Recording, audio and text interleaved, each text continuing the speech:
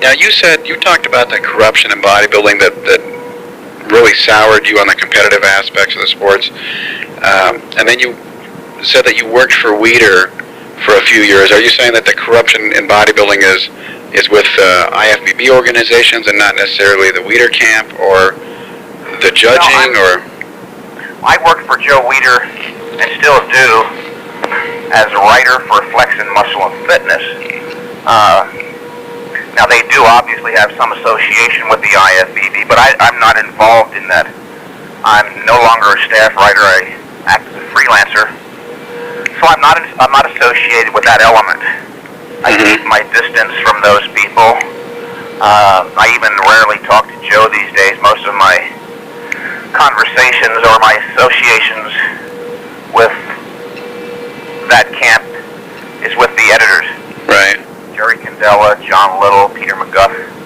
Right. But I mean, where was the corruption that you saw? I mean, is that in, like I said, the judging? Is that in the promotional side of it, or is that in the just the core of the IFBB, or? Well, it has to do with the type of mentality that Ben Weider has brought into the IFBB. I remember many years ago I heard stories, and I came to know as a fact that several of the top IFBB administrators, judges, had criminal backgrounds. I thought that was quite interesting. And I realized later maybe it's not just a coincidence. I don't know.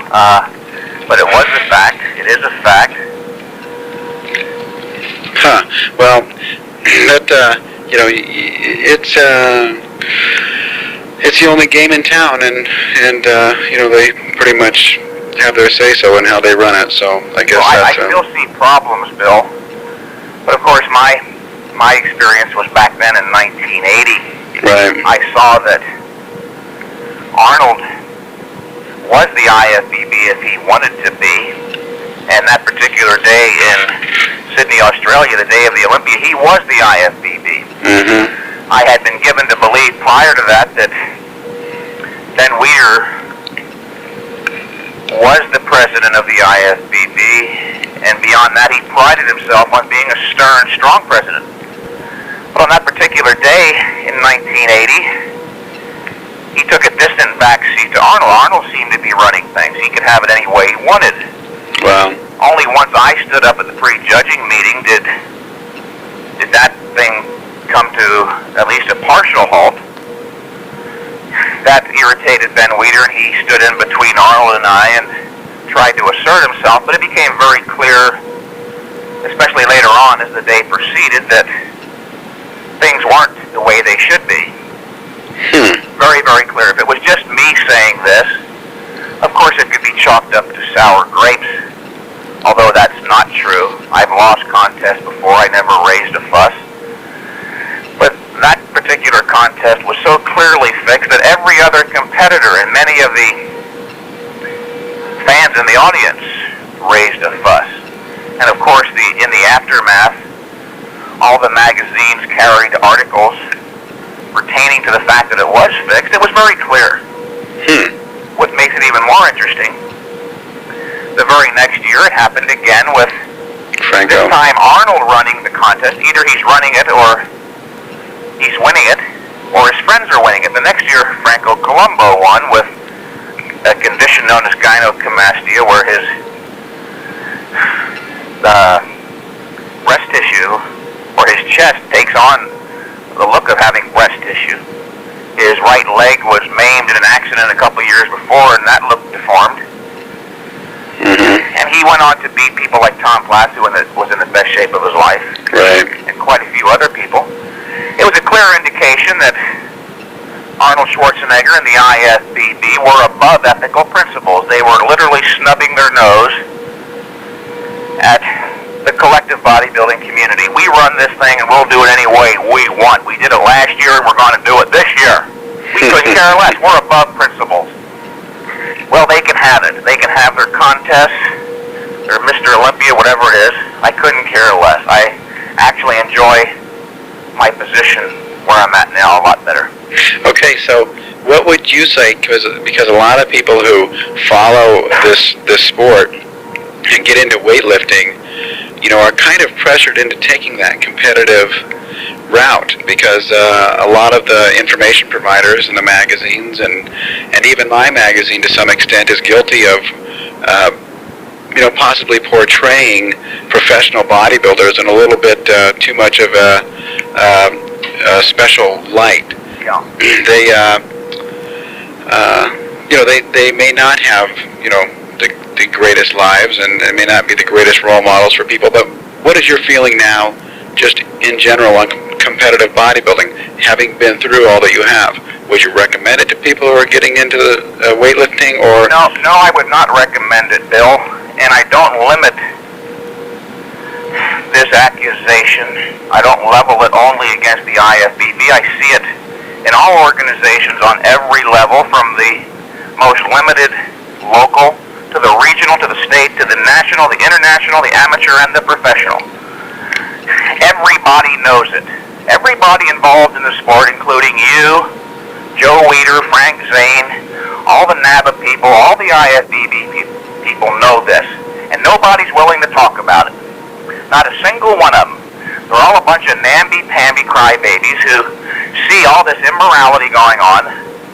They live their lives as a giant pretense, pretending this stuff is not happening. John Balick knows it over at Iron Man. Bob Kennedy knows it. They all talk about it at their cocktail parties before and after the contest, or it's implied. Contests are fixed. NPC contests, IFBB contests.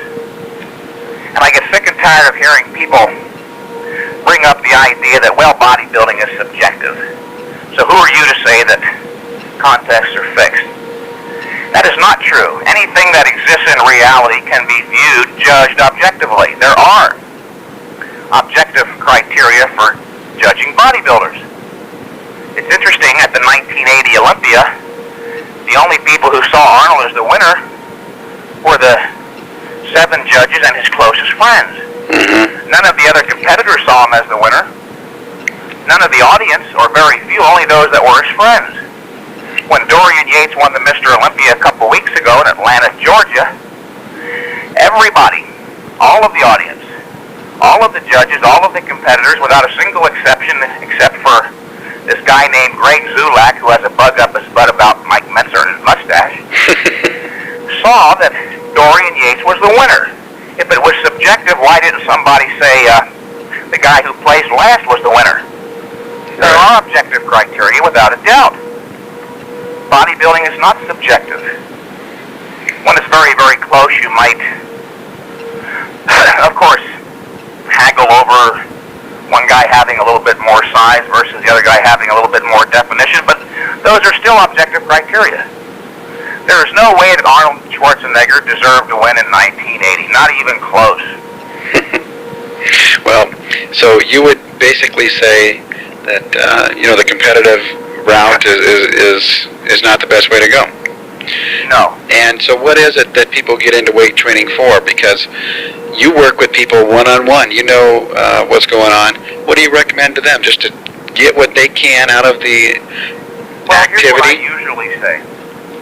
This is a wonderful endeavor in and of itself. There's a lot of self-satisfaction to be derived from recognizing that you were able to discipline yourself and use a certain amount of knowledge to take yourself from point A to point Z. Take your body from being average or below average to whatever it ultimately might be. If you want to compete, then just be warned beforehand. There's a lot of politics, and by politics I mean corruption, without a doubt. If you recognize that and you still want to do it, you've got my best wishes. But don't let me hear you complain later on. Right. If you know it beforehand and you decide or agree to go ahead with it, then you have no reason to complain. Right. Now, then the people that you work with, basically, you encourage them to just really get what they can out of building their bodies and learn to use that to enhance their self-esteem and discipline and all of these things that are positive about the activity. Yeah, something I tell my phone consultation clients especially. I know that you want big muscles. That's true. It's valid. It's good. Nothing wrong with that. But if you were to look deep down inside of yourself, get honest. What you're really looking for, even a businessman, somebody who wants to make a lot of money, $1 million, they do want the money, and that's fine and good.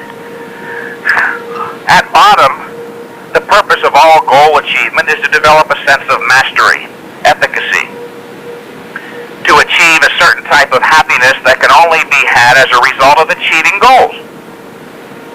A lot of people find once they acquire the muscles they'd always dreamed of, they're not really different inside. Because they don't take this philosophical approach as you started this